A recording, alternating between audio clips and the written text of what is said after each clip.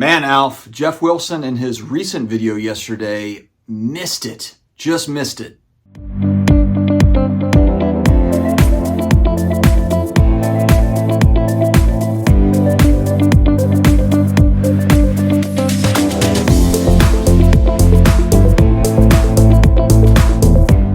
What's going on, sports card hobby family? We are almost to the end of the week. Happy holiday season. Alf, how are you?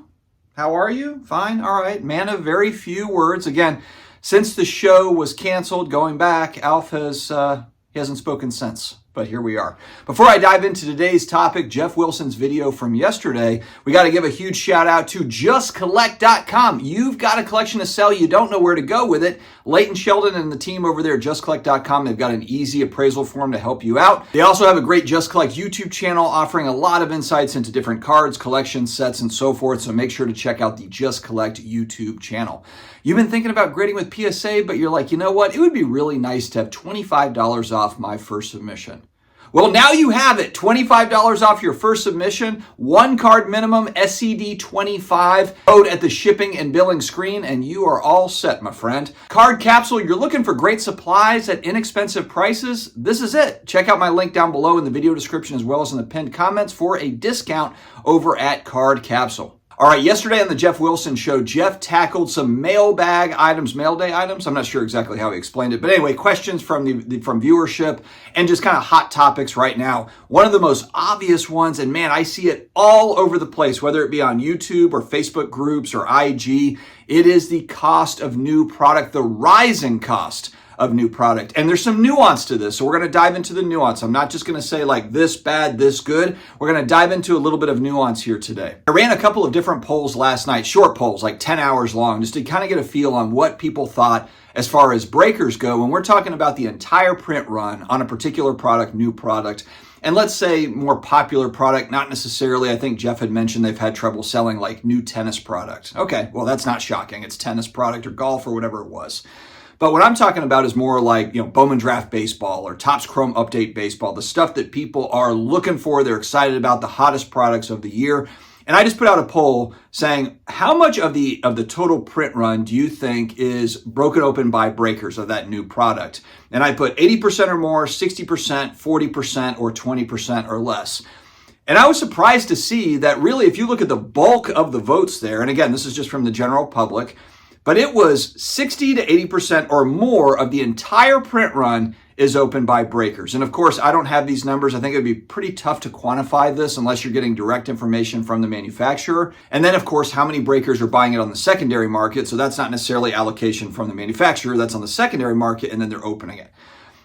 I do think it's a high amount. I don't know if it's 80% of a print run. It's probably, again, we talk about the nuance, depends on the product. I think there's certain products that are breaker heavy products that breakers love to open, and I think maybe make more sense for breakers to open.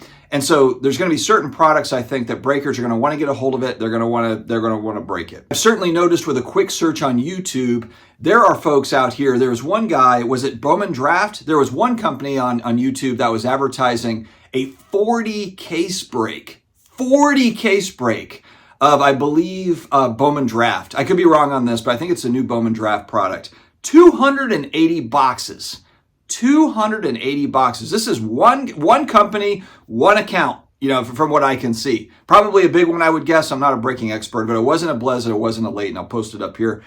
But that's one person, that's one company. Let alone Blez, let alone Backyard, let alone Leighton, and there's just so many breaking companies down the line. Where I will give credit to breakers is I don't necessarily think that you can just pop up and be a breaker and everybody can be a breaker. I want to give credit to those that have built it over time. Actually, I saw something on IG where Blez is celebrating 8 years, Blez breaks.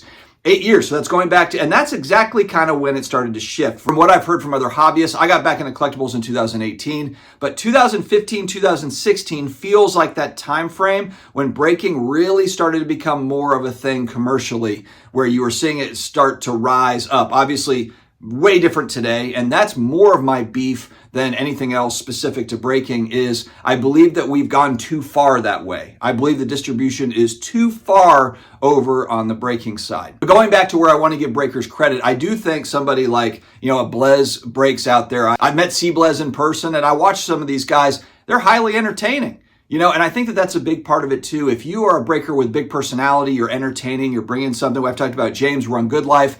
He's entertaining. He also provides good information. He's got that perfect kind of a mixed bag. And a lot of these guys have that, and gals that do this. So I can understand how you've got kind of that top dozen companies, top dozen breakers that really do well in the space. Maybe it's top 20 or something like that. Obviously, there's going to be consolidation, though, I think, in this space. It's going to, I think, kind of move more to the top where those companies will continue to grow, the ones that really have good talent and that do a good job and kind of build audience and that sort of a thing. And I know from a manufacturing standpoint, it makes sense that they would lean into breaking. Why wouldn't they? Why wouldn't the manufacturer lean into breaking? It's easy to sell the product, to move the product. The manufacturer just wants to move the product. That's the main thing. Fanatics Tops is a little bit of an interesting one because they're not just a manufacturer. They're also dabbling in the secondary market stuff. They own companies in different spaces. So Fanatics is kind of an interesting one to where, yes, I understand why they want to lean into breaking, but they have other interests that it might not be so great too far into the breaking gambling side and not take care of your direct collectors customers. And when Geoff was talking about this, kind of the rise in prices, why it's happening, he didn't mention breaking at all. And this is clearly the most obvious reason why new product is more expensive. It's without a doubt. The number of breakers, the amount of product that's being opened, they're buying it either directly from the company or on the secondary market. There's a lot of breakers that do very well. I remember, I think it was Backyard Break's story. I don't think they had any allocation going back a couple of years. Zero. Had zero allocation, just trying to get it wherever they could on the secondary market. And they built a huge business off of just buying out the secondary market, let alone companies that are getting allocation, like a Blez, let's say. On the one hand, as a singles buyer, yes, breaking does help get those cards, those singles out into the universe. It allows singles buyers to be able to, okay, it's been broken, someone's going to grade it, flip it, go and throw it out on eBay or whatever, and then they're going to get into their next break or whatever. On the other hand, though, and we've talked about this, the Spitball and Cards guys with Filmington, the rest of the gang, they don't open any new product these days. Why don't they? They would. I know that they would. They used to going back years. Why don't they now? Because of the clear and obvious reason. It continues to increase in price. It doesn't make any sense. Geoff talked about in his video that he said multiple times he gets smoked opening boxes. And this is the common thing that happens to everybody. And he had mentioned it's just part of the game. And so I guess we all have to decide, is that the part of the game that we want to dabble in? For me, it's clearly and obviously no. And I made that abundantly clear on my channel. I've got a family. I don't have a bunch of money to go throw around on $400 or $500 boxes and get $20, $50, maybe $100 worth of cards out of it. Especially when you have a robust singles market where there are pockets, there are things that do, oh man, there's an auction that's kind of slipped through the cracks, you get a good deal on this card. It's not 2021 where card prices, absent of 90s insert Michael Jordan cards or whatever, most cards have come down in price and there's a lot of feel-good buys out there on the singles market. Geoff mentioned I don't really know how to fix it. I know you kind of look at maybe print runs. Could they print more? Well, there's pros and cons to all of these things. One thing I think would be interesting if they trialed out some sort of collector window to buy product direct from Topps. And I know that they do this, like, for example, they'll drop a certain thing, it sells out immediately. But what I'm talking about is having enough of the print run, like really dedicating, like say, hey, look, we're going to take 25% of the entire print run and we're going to put it up available, not sell it out in 5 seconds, not sell out 1% of the print run direct to the public.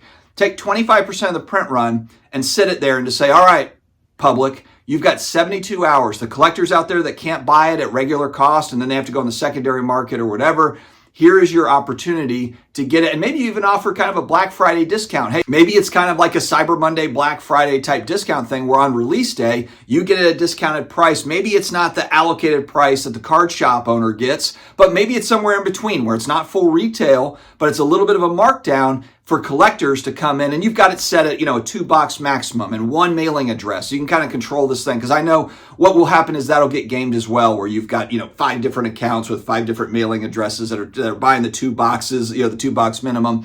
that's fine, but at least offer an opportunity where you've got enough of the print run there, and maybe it's a 48-hour, 72-hour thing, but you just sit it there and you let the average Joe collector buy a couple of boxes at a slight discount than what they would receive in the card store. And that's kind of like a, hey, look, here's 48 hours to get this at a 15% discount as to what you'll have to buy it at the card store. Collectors will sell it directly to you. After that 48 hours, after that 72 hours, game on. Then all the breakers, all the card shops, all of that's, it's just you're at the whim of the secondary market. I think that would be a really cool collector-focused way for Topps. I don't even want to bring up Panini because Panini, man, they don't care. They're just running that reverse Dutch auction. They're like, price it out at $10,000 a box, and we'll just roll this thing down until it gets to whatever, $500.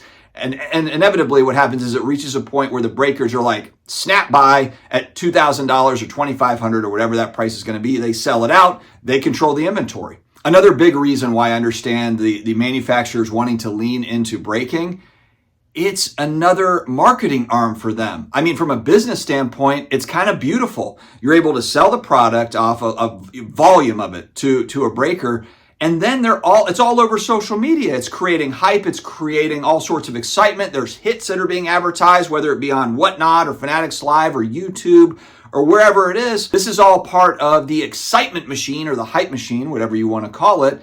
And manufacturers have got to love that, because whoever that breaker is, whoever the person is opening up the box, that is pure marketing for them that they didn't have to spend to do it. They didn't have to spend those advertising dollars to get people interested in the new product, because Leighton or whoever, Backyard, just went on and is screaming about the 1-of-1 they just hit, and it makes the news. And now this stuff is hitting not just hobby news, but it's also going mainstream. You got bounties on cards. You've got, so it makes sense to me why manufacturers lean into the breaking arm. I totally understand it.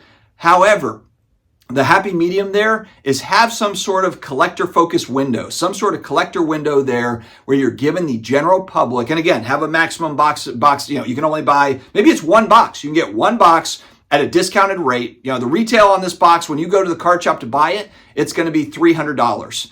And maybe the card shop got it for $200. Well, we're going to give it to you at $250. And it's going to be 48 hours, and then it's done. After that, it's fair game. And again, this is only a part of the print run. So this is not 100% of the print run. This is maybe it's 15, 20% of the entire print run that's made available. And maybe the collectors out there, they only buy 5% of the print run, and it all ends up going, the rest of it ends up going to a breaker anyway. But this would be a nice kind of happy medium in my mind to get it out to the average Joe collector so that everyone's got kind of a clear shot. I also don't want to hear, well, they put it on their website and you've got to get on the website and click a button and hope that you're the one that's picked to buy it. I just don't buy into the shenanigans there. Supposedly something is sold out after 24 hours. It's like, I don't know if I really buy into all that. I want that transparency of like Topps coming out and saying, all right, folks, 48 hours, 10% of the entire print run is going to be available. That new product will be available. Get it now. Get it while you can. And then, hey, that creates a bunch of urgency for the average Joe to get out there and buy their box. All right, friends, make sure to check out Geoff's video and let me know your thoughts down in the video description below. Stay healthy, stay awesome, and I will talk to you again later.